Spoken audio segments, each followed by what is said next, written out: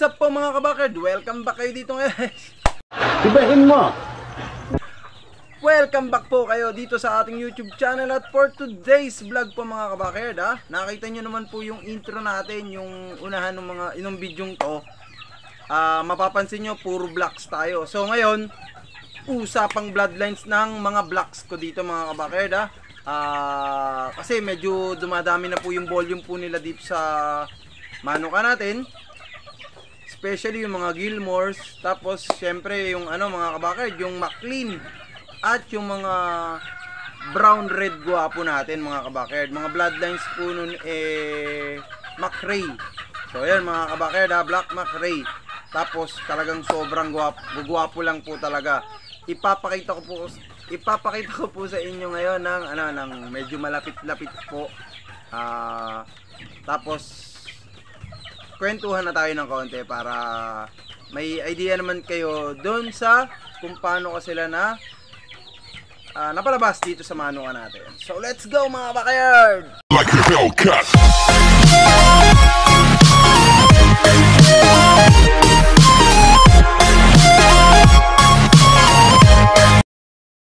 Yun! Dito na tayo ngayon mga kabakerd sa cording natin. Pasilip ko na po kayo dun sa mga linyada nating mga block. Mga blocks po natin na McLean, Gilmore, Black McRae. So yung Black McRae natin, yun yung mga tinatawag natin na brown red guwapo. Tapos yung mga hatches naman po natin, yung mga Gilmore at yung McLean, yun po yung tinatawag natin mga power hatch. So lapit ko na kayo mga kabakerd ulit Baka nabitin kayo dun sa intro natin. Medyo pasilip pa lang yun mga kabakerd Pero ito ngayon, yan. Ito mga kabakerd, yung McLean natin. So ito mga kabakerd, yung hen nito, nasaan ba hen nito? Andre, ito. Turo ko sa inyo mga kabakerd, yung hen na McLean. Nasaan na yun? Ayun, yun. Naliligaw tayo mga kabakerd, dami na hen. So yan yung kulay ng hen na McLean po natin mga kabakerd. Kala nyo po malapit na po siya sa kulay ng gold po natin ng mga hen. So yan. Ito na-acquired natin sa isa nating tropa na sa San Pablo, Laguna. Yan po yung mga kasamahan po ng ibang Thomson White, yung mga tatlong Thomson White na ipinayment sa akin mga kabakerd para dun sa sticker. Tapos sabi ko gagawin ko siyang brood hen din. Tetestingin ko kung anong mga ilalabas niya na mga lalaki. So ito, may nailabas siya ngayon mga kabakerd. Ito yung first batch niya kasi 2 beses nang naglimlim yun. Hininhatch ko siya dito sa manukan. Ito yung first batch. Tsaka mamaya pasilip ko rin sa inyo yung McLean Gray natin doon mga kabakerd, kasi nga anak din niya yun. So ito mga kabakerd, yan. Tingnan nyo naman po yung station nyan. So disclaimer lang mga kabakerd, no animals were harmed in the making of this video. Yan, no. Yung station niya mga kabakerd, tamang-tama po talaga para sa ideal ng isang brood stag po. Yung body conformation po niya maganda mga kabakerd, yung matigas yung mga buto, yung mga bone structure po niya, yung mata niyan mga kabakerd, dulat na dulat yan, tingnan niyo mga kabakerd, talagang Tapos mga kabakerd medyo nagkaka-idea ako. Kala nyo may pagka round head na crosses tong McLean na to Pero wala naman tayong round head dito mga kabakerd sa manuka natin. Hindi ko lang po alam dun sa history po nung inahin. Kasi yung ulo po niya mga kabakerd, bilog lang na maliit. Ang mga ulo po ng mga halos mga sweaters natin dito, medyo mahaba po. Pahaba. Ito talaga maliit lang yung ulo mga kabakerd. Kaya hindi ko lang talaga sure. Hirap talaga pagka hindi mo alam yung talagang pinanggalingan. Basta sinabi lang McLean. So ang gagawin ko mga kabakerd, para mas lumalim yung dugo ng McLean, siya ibabalik ko rin dun sa nanay niya. So papupuruhin ko ng papupuruhin, balik lang ng balik, para yung mga ilalabas nila is halos nagiging mas matimbang na yung pagka-McLean mga kabakerd. Yan, no? Tapos yan, pwede ko ring i-cross mga kabakerd dun sa mga limited gold po natin, sa mga sweaters line natin mga kabakerd. Iyon, no? Tapos ito naman syempre yung kapatid niya mga kabakerd, yung Gilmore Gray mga kabakerd. So ito ang naging broodcock kasi nito mga kabakerd, yung ito yan nasa screen natin, yan yung naging broodcock niya. Silver gray po yan mga kabakerd. Yan. Tapos ito na ngayon yung lumabas sa pag-mate ko sa kanya, silver gray cross sa McLean. Kaya ito na mga kabakerd, napakagandang klase din talaga mga kabakerd. Yan, magkapatid yan, dalawang yon. Kaya sabi ko nga mukhang magiging maganda talaga yung yung blend nito dun sa gray. Kaya ito na po mga kabakerd yung napalabas natin. Yan. Ito kasi hindi ko pa natatanggalan ng palong, kaya hindi ko mapigurahan yung ulo, pero mukhang kasing laki lang talaga sila ng ulo nung ganun lang, maigsi lang, maliliit lang po yung ulo nila. Yan mga kabakerd, ganda rin po ng sukat nito. Tapos kip yung balahibo po nito mga kabakerd. Kung ano yung tingin, siya yung hipo. Yan, no? Quality, ganda. Kaya may kayabangan to. Perfect din pang broodstag mga kabakerd. Tapos syempre, ito yung natin, si One Eye din na brown red guwapo. Yan naman yung mga tinatawag nating brown red guwapo mga kabakerd. Tignan nyo naman. Nga lang, medyo hindi ito mabalikat tong stag na to. Pero pagdating sa sukat, tsaka yung yung diin ba ng yung pag ikinakahig ko siya, nandoon din talaga yung yung guwapo't magaling. Yan. Ang ganda talaga nito mga kabakerd. Tignan nyo. Wow. Yan. Tapos yung daliri nun, ayan yung napapansin nyo. Yan, yan.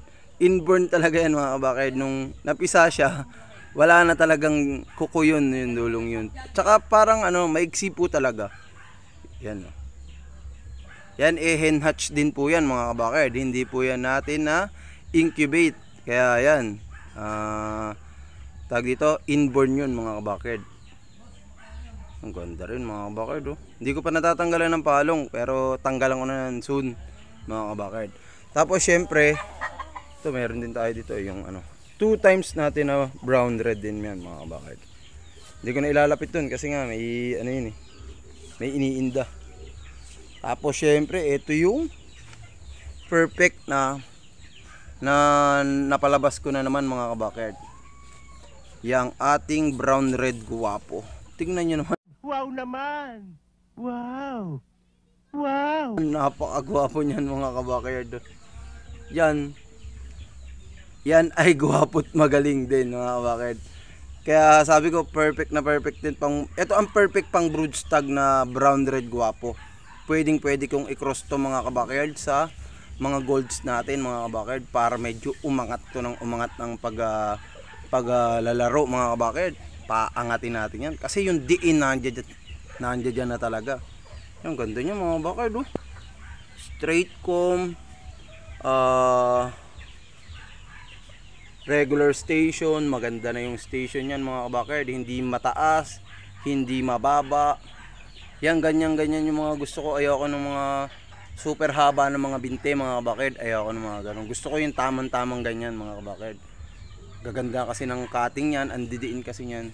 Kaya yan mga kabakerd. Ito, incubate natin yan Black McRae po yung nanay niyan mga kabakerd. Tapos, syempre may pa-cross din talaga tayo sa mga sweater dyan mga kabakerd. Tapos ano po nga ba yung pangangasawa ko dito nung una, parang gray po, gray. Yan. Ang ganito mga kabakerd. Wow. Tapos mga inahin na Gilmores lang po yung mga nandito natin mga kabakard. Kasi wala pa ulit lumalaki ng mga Gilmore na lalaki. So ang Gilmore lang natin dito, ito two-way cross na po, sweater Gilmore na to mga kabakard. Yan, anak na po yan ng mga limited gold natin. Yan, sweater Gilmore. Originally yung tatay niyan yung Gilmore na pinahiram sa atin nung ating tropa na si ano dun sa hindi ko na lang babanggitin mga kabakard basta kung mababalikan yung mga dating vlogs natin, yan yung anak na yan mga kabakard. Tapos meron pa dito nga pala mga kabakard, ito kapatid ko nung brown red guwapo. Yan yung straight comb na brown red. Yan mga kabakard, yan kapatid niya. Napakaganda din ng pangangatawan ng inahin na to mga kabakard. Talagang perfect brood hen na rin po. Hindi pala. Hindi pa brood hen. Ano ba? Nga brood hen nga mga. Kanina pa kita napapansin eh. Galang ng inyong kabakard. Nalilito na. Yan no. Tapos meron pa tayong asan ba yung Gilmore pa natin? Hindi ko na makita mga ano natin Ay na ano ko pala mga kabakard, na pahiram ko na po pala yung isang Gilmore. Napuntahan nga pala rito yun nung ating isang kumpare na pahiram natin. So lahat to mga mga gold line na po, tas 5K. Yun mga kabakard nakita nyo na mga kabakard yung mga black line natin. At yun na nga po mga kabakyard, napasilip ko na po kayo dun sa mga black line po natin. So mga power hatch po natin na Gilmore, McLean. Ngayon ko lang po masusubukan yung mga abilidad po ng mga McLean na to mga kabakyard. Pero sure ako mga kabakyard, sila yung mga tipo ng hatch talaga na umaangat na talaga kahit ano po. Kahit hindi pa sila nakakross ng mabuti sa mga sweaters, yung mga McLean na yan mga kabakyard. Kasi pag kinakain ko sila, pag pinalilipad ko sila mga kabakyard, umaangat na po talaga sila. Unlike po dun sa mga Gilmores ko, kahit po nakakross ko na po sila sa mga limited gold natin, sa mga sweater line po natin, nagiging in-fight pa rin po talaga sila Kaya mas parang preferred ko talaga na mas i-cross talaga yung mga McLean ngayon dun sa mga sweater natin. Kasi nga, may angat na po talaga sila Ay, sorry. may angat na po talaga sila mga bakit. Tapos syempre, hindi mawawala ng crosses yung mga natin, brown red guwapo natin yan, pararamihin natin. Kita nyo naman yung mga itsura talaga mga kabakard, mga pang picture cock po talaga mga kabakard. Hay, ang gaganda nila. Sana all lahat ng mga manok ganun ang mga itsura na para talagang yung guwapo na magaling pa. Pero hindi ko naman minemenos yung mga itsura ng mga old lines natin dito dahil sila mga nai-evolve ko na rin naman, mas napapaganda ko pa po lalo yung mga itsura po ng ating mga limited gold po, para lang po mas talagang pagdating sa pit, hindi na po talaga sila yung bang maaragabyado, yung sa ulot pa lang hindi sila yung tipong habul-habulin mga kabakard. Kaya yun po yung dinidevelop ko ng gusto din sa mga limited gold po natin. Siyempre yung mga puti natin, mga gwapo na rin talaga yun. Yung mga golds po kasi minsan nag-iiba-iba po yung itsura. Kaya yun, i-cross ko ng i-cross mga kabakard dyan sa sa brown red gwapo para talagang solid mga kabakard. So hanggang dito na lang mga kabakard At nga pala yung update nga pala natin dun sa sa mga parapol po natin basta abang-abang lang po ulit kayo. Gagawa po ulit tayo ng isang content bago dumating yung natin, yung birthday raffle po natin mga kabakard. At medyo may babaguhin po ako para mas naman po, mas maganda. So baka gawin ko na lang mga kabakard, 3 yung mananalo, pero trio lahat. Yung parang ganun, mga pag-aaralan natin mga backyard para mas ayos po. Lalagyan natin ng isang lalaki talaga, yung 2 pullets na makukuha ninyo. So, 3 na lang yung pwedeng buenasin talaga. Pero, solid naman makukuha, di ba? Wag na nating yung, kasi baka, ang iniisip ko kasi, pag malayo yung nanalo, tapos hen lang yung mga lang, baka tama rin po na pick upin dito. Yun! So, hanggang dito lang mga backyard.